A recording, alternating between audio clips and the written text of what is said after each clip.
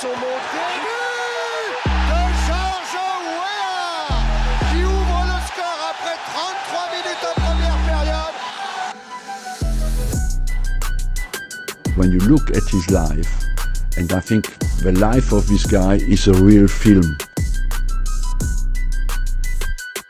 Mister George, c'est... Quand j'en parle, j'ai des frissons.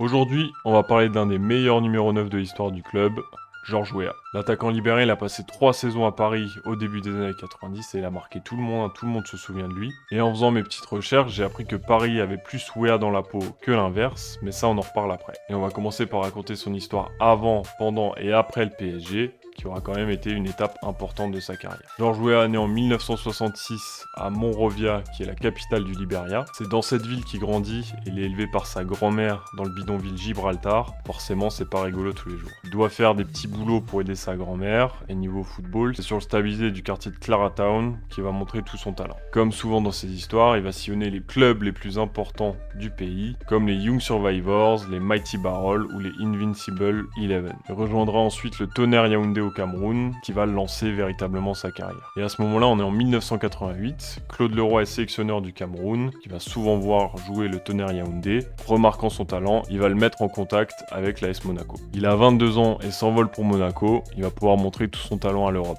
C'est Arsène Wenger qui va le mettre dans des très bonnes conditions pour qu'il puisse réussir, il le considère encore aujourd'hui un peu comme un père, et en 4 ans, effectivement, il va faire des trucs plutôt sympas dans la principauté. Victoire en Coupe de France 91, finale de Coupe des Coupes en 92, même si c'est perdu contre le Werder Brême, c'est pas rien. Et cette dernière saison qui passe à Monaco, 91-92, il va terminer à 23 buts toutes compétitions confondues, en ayant pleinement participé à l'épopée européenne. Après, en 4 ans à Monaco, il a dû faire le tour du rocher, et il va donc s'envoler pour le PSG, qui en est à l'an 2 de l'ère Canal+, qui est en train de construire une équipe monstrueuse. Et il arrive en même temps que Lama, Roche ou Guérin, et ça vient renforcer un effectif qui est déjà bien sympa. À Paris, il va s'affirmer un peu plus comme l'attaquant de classe mondiale qu'il est, et il va remplir aussi son armoire à trophées. Coupe de France 93 et 95, le championnat de France en 1994, et la toute nouvelle Coupe de la Ligue, également en 95. En France, ça roule plutôt bien, mais en Europe, ça marche aussi pas mal, avec des matchs mémorables contre Madrid, Barcelone ou le Bayern. C'est d'ailleurs contre le Bayern qu'il marque l'un des plus beaux buts de l'histoire du club.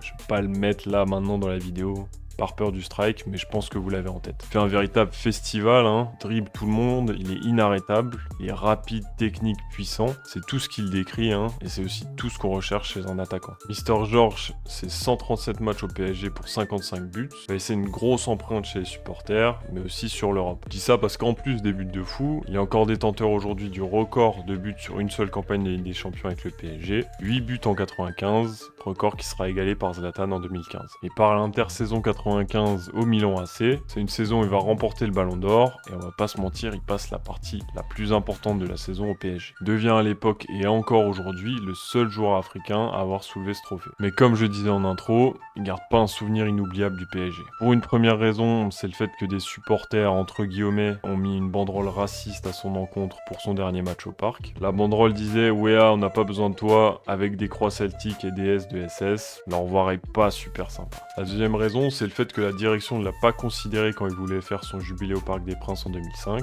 et du coup il s'est rabattu sur le Vélodrome.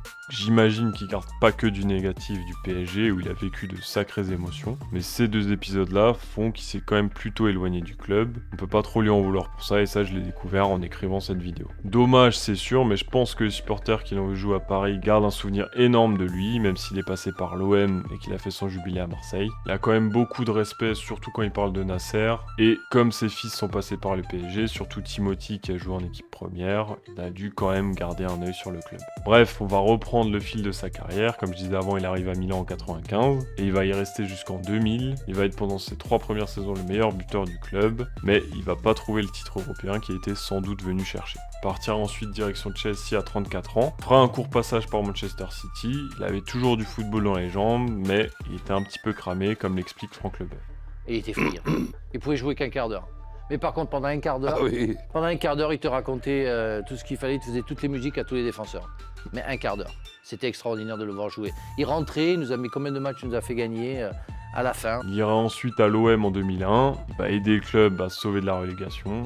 dommage, et il finira sa carrière aux Émirats Arabes Unis. Voilà pour sa carrière en club, mais il va aussi participer aux plus belles heures du football libérien, avec 61 sélections pour 18 buts de 87 à 2002. Il va participer aux 2 seules CAN du pays en 96 et en 2002, il va même mettre de son propre argent pour aider l'équipe à se qualifier au Mondial 2002. Une qualif qui sera manquée d'1 point seulement, ça doit être un gros regret. Pour la postérité, son numéro 14 en sélection est retiré en 2018 à la mode NBA, et depuis sa retraite internationale, le Liberia a du mal à exister sur le plan footballistique. Voilà pour le football, on va maintenant s'embarquer dans sa carrière politique qui va mener jusqu'à devenir président de son pays. Je vais faire une rapide remise en contexte de l'histoire du Liberia pour que ça ait un peu de sens. Le Liberia, c'est une ancienne colonie américaine qui est le premier pays à devenir indépendant sur le continent africain en 1847. En gros, c'est les anciens esclaves afro-américains qui vont s'installer dans le pays et former une élite pour dominer les natifs, et en 1980, il va y avoir un coup d'état pour essayer de leur retirer le pouvoir. Ça a créé des tensions et une instabilité, puisqu'il va y avoir 2 guerres civiles à la suite, de 89 à 97 et de 99 à 2003. George Weah, lui, il va s'engager en politique en 2005, avec l'ambition, je pense, de ramener de la tranquillité à son pays. Sous la bannière du CDC, Congrès pour le changement démocratique, qui est plutôt estampillé à droite, il se présente au présidentiel de 2005, mais il va perdre contre Ellen Johnson Sirleaf, qu'il critique sur son manque d'expérience. De l'expérience, il va en prendre et reprend ses études en 2007 et va obtenir un master de management en 2011. Maintenant qu'il est plus armé, il va se représenter aux élections présidentielles en tant que vice-président, mais il va encore perdre ses élections. En 2014, il devient sénateur de Monrovia, qu'il fait entrer un peu plus dans les structures politiques du pays, avant de se représenter en 2017 pour la présidentielle. Cette fois, il remporte la présidence du Liberia avec un programme qui veut créer des infrastructures pour le pays comme des hôpitaux, des routes et proposer la gratuité de l'enseignement. Là, comme ça a l'air d'être des bonnes idées. Après, comme je connais pas le contexte économique du pays, je vais pas en dire plus. Voilà donc l'histoire d'un des plus grands attaquants de l'histoire du club, une histoire d'amour qui est pas forcément réciproque, et en vrai on peut le comprendre. Moi j'aimerais bien les réactions des anciens qui l'ont vu jouer, est-ce qu'ils lui tiennent rigueur de cette trahison qu'il a fait avec l'OM. Moi j'ai quand même plutôt l'impression que tout le monde a passé l'éponge. En même temps c'est un joueur qui a fait le bonheur de tous pendant 3 ans, j'imagine qu'on peut quand même avoir la mémoire sélective. Voilà comment on s'arrête, merci si vous êtes arrivé jusqu'au bout. Prochaine vidéo ça sera jeux vidéo sur Ender Lilies, et pour le PSG j'ai pas encore le sujet, mais vous inquiétez pas, il y aura quelque chose. Petit pouce et abonnement si vous avez apprécié le contenu. En description, il y a mes réseaux sociaux, mais surtout les sources qui m'ont aidé à construire cette vidéo. Voilà, je vous remercie encore et je vous fais des gros bisous. À bientôt. Ciao!